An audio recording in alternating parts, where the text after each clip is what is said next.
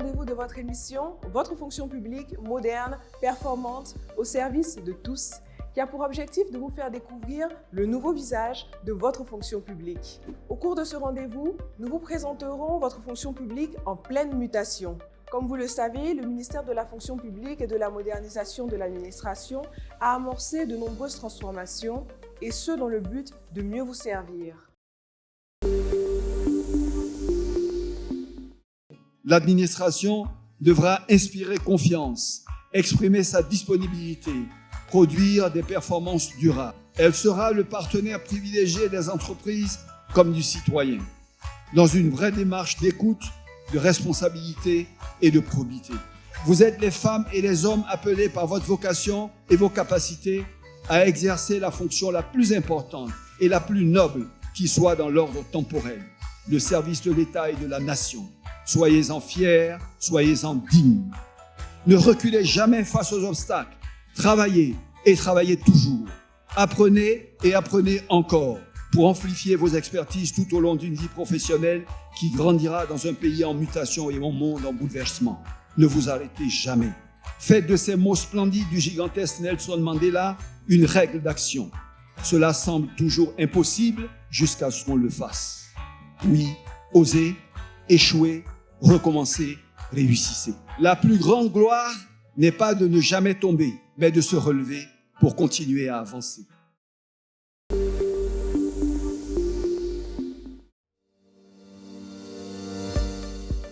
Bon, moi personnellement, dans les services de la fonction publique où je suis passée, j'ai été bien accueillie. Je pense généralement que l'accueil n'est pas bien fait. En général, pas dans tous les services, mais généralement l'accueil n'est pas bon. À certains services de la fonction publique, en tout cas où l'accueil est très bon, du moins, et il y a certains autres services aussi où vraiment il n'y a pas la notion de l'accueil même, vraiment n'est pas encore maîtrisée. Il y a une certaine amélioration comparativement aux années précédentes. Donc déjà, il faut encourager. On voit qu'ils essayent de faire un effort pour accélérer les démarches et autres. Donc déjà, dans l'ensemble, l'impression est plutôt bonne. Je pense qu'il y a une nette amélioration. Je pense que tout est informatisé et ça nous permet vraiment de gagner du temps lorsque nous avons besoin de certains documents. Là, je félicite en fait le ministre de la fonction publique pour cette innovation qui est très importante dans le temps. Le changement, oui. Par le passé, il y avait trop de magouillards qui rôdaient autour et pour faire une pièce, on perdait trop de temps. Mais actuellement, là, je pense qu'il y a une amélioration. On enseigne surtout aux secrétaires la courtoisie au niveau des usagers, qu'elles soient beaucoup plus courtoises envers les usagers et beaucoup plus patientes. Ma proposition, c'est la formation. Moi, j'aurais souhaité que le personnel même de l'accueil soit bien formé. Comment accueillir un usager? En tout cas, c'est très important. Nous sommes avec M. Sipi Narcisse, le conseiller technique de Madame la Ministre, qui va approfondir les différents points relatifs aux mutations initiées au sein du ministère de la fonction publique. Mais bien avant, nous allons écouter Madame la Ministre nous présenter les grandes lignes de son projet. Notre fonction publique est en pleine mutation.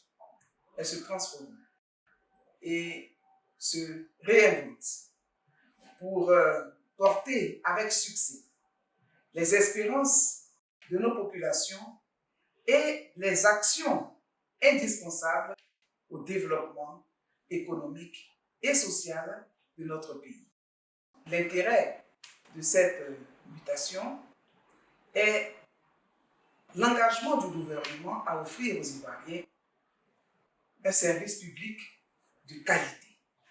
C'est la raison pour laquelle il est impérieux que cette transformation de notre administration soit visible à travers la digitalisation de cette administration. Cette transformation nécessite également de la part de tous ces animateurs un engagement ferme dans la gestion des affaires publiques, dans leur comportement personnel et dans leur relation avec l'usager client à travers des bonnes pratiques.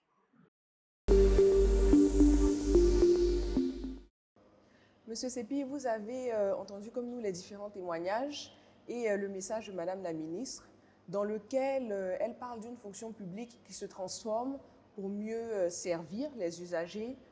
Pouvez-vous nous en dire plus? Comment cela devrait se comprendre dans les faits? Très bien.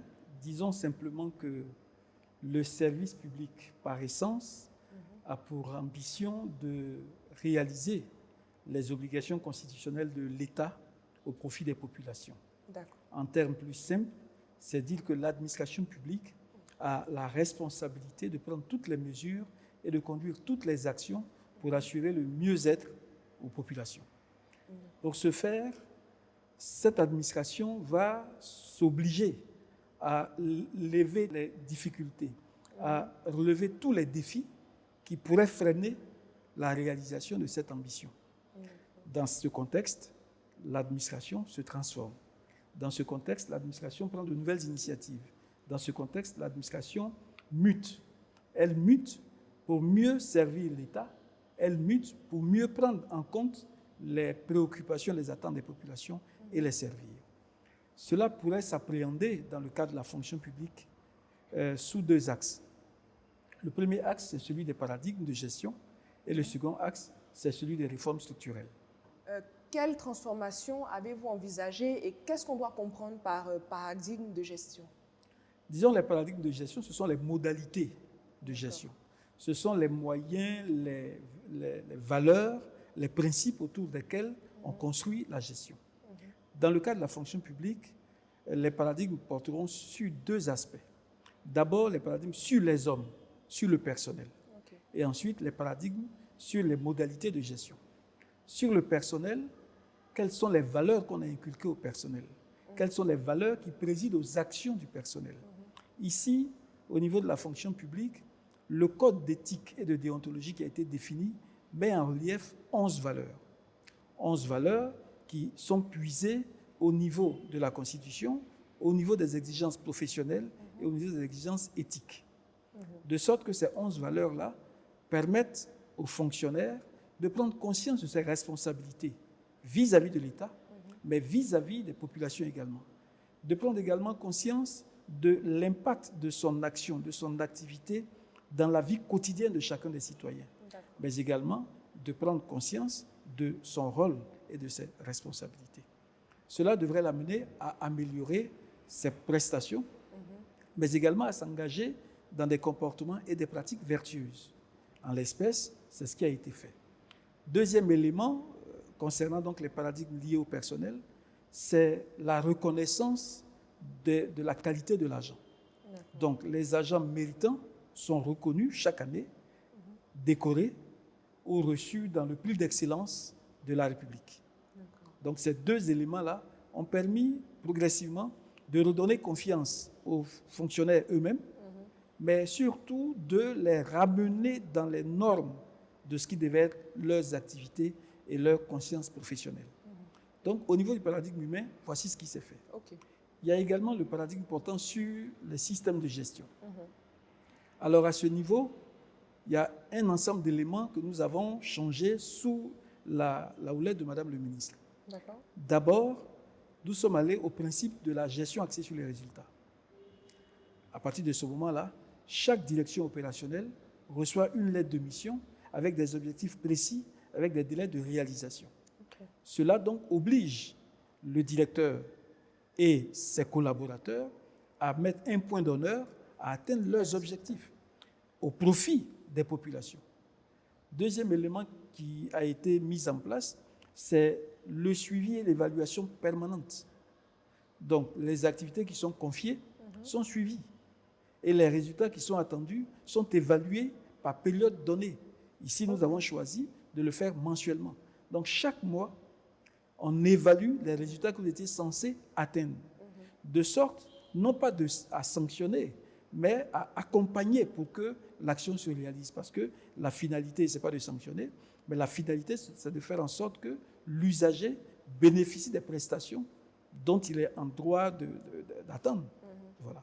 Et puis, l'autre élément, c'est également l'encadrement en termes de processus qualité. D'accord. Donc, nous voulons produire des prestations.